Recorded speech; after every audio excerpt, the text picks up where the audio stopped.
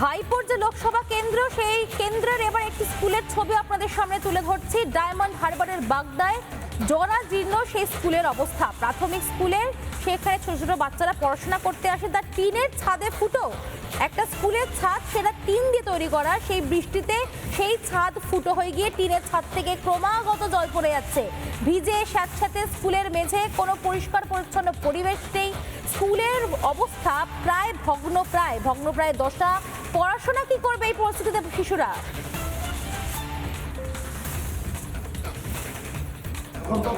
অতিরিক্ত বৃষ্টি হলে ছাদ লিক হয়ে আছে, সেই লিক থেকে জল শোপ করে, নিচে পড়ে। বাচ্চাদের অনেক সময় মাধ্যমে দুর্ঘটনা ঘটতে পারে। বইপত্রগুলো ভিজে যাচ্ছে, সব বইপত্র ভিজে যায়, পোশাক ভিজে যাচ্ছে, এগুলো সমস্যা। আমাদের দাবি হচ্ছে যে এগুলো রিপেয়ারিং করা দরকার। বৃষ্টি হচ্ছে, টিনে দিয়ে বাচ্চারা ভিজে যাচ্ছে, জামা কাপড়ে দাগ হচ্ছে। আর ওই ভালোভাবে যেন স্কুলটা চলে, ওইটা তৈরি করে দিতে হবে। এই দাদারা এসছে, ওনাদের দ্বারা এই কাজটা হবে।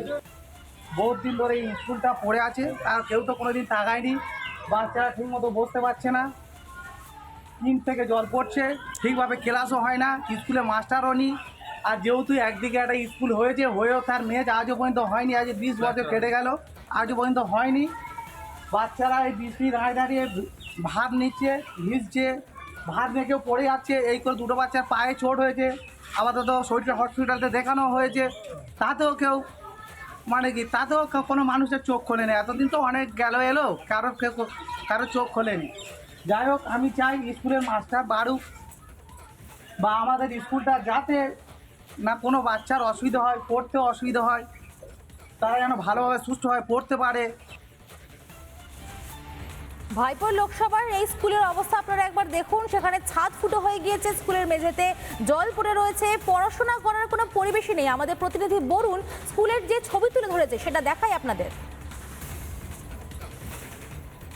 প্রাথমিক বিদ্যালয়ের এই যে দোতলার ঘরটিতে আমি আছি, এই দোতলার ঘরটিতে দেখুন এক বছর বৃষ্টি হয়েছে, গোটা ঘরটি এখানে জলে একেবারে ঢেউ খেলছে।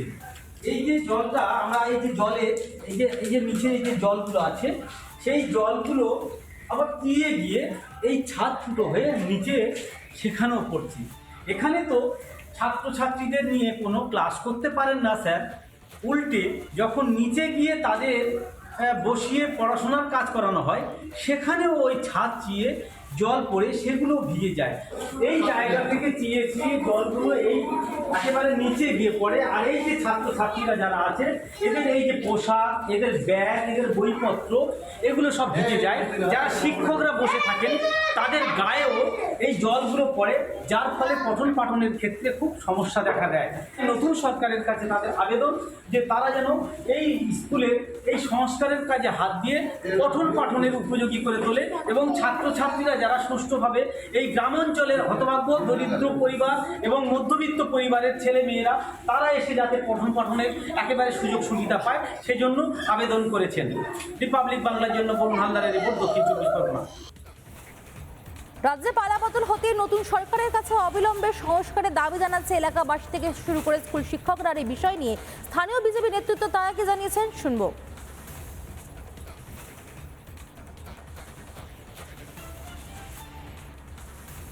প্রচণ্ডভাবে পরিস্থিতি খারাপ এই স্কুলের। মাস্টারমশাইদের আমরা নজর দৃষ্টি আকর্ষণ করছি, আপনারা নানান জায়গায় জানান যে এই কন্ডিশান আপনাদের স্কুলের কিভাবে কি করতে হয়। আপনি রাজ্য সরকারে আপনার তরফ থেকে জানান, আর আমাদের শুভেন্দু অধিকারী মহাশয়কেও এর অবগত করিতেছি যে এই স্কুলটাকে দিকে একটু দৃষ্টি নজর করে মাস্টারমশাইগুলোকে যেন সুস্থভাবে বাচ্চাদের পড়াশোনা করানোর জন্য এটা একটুখানি ওনার আশীর্বাদ যেন এই স্কুলের প্রতি পড়ে। যারা ছিলেন তারা সব জেলে আছে, শিক্ষা কাটে উঠে পড়েছে। বাচ্চার বাবা মারা ওই স্কুলে পাঠাতে ভয় পাচ্ছে, শুধু পাঠালেই জানছে বাচ্চা তার জামা কাপড় ভিজে যাচ্ছে, ব্যাগ বইপত্র ভিজে যাচ্ছে। সত্যি দেখে আমাদের খুব দুঃখ লাগছে যে আগের যে সরকার ছিল শুধু কি মেলা আর টাকা লোটার অবস্থানে ছিল না, আমাদের সত্যি খুব দুঃখজনক ব্যাপার। নানা ধরনের কন্টেন্ট দেখার জন্য লাইক করুন, শেয়ার করুন আমাদের ফেসবুক পেজ, সাবস্ক্রাইব করুন আমাদের ইউটিউব চ্যানেল। পাশাপাশি অন্যান্য ব্রেকিং নিউজের জন্য অবশ্যই চোখ রাখুন রিপাবলিক বাংলায়।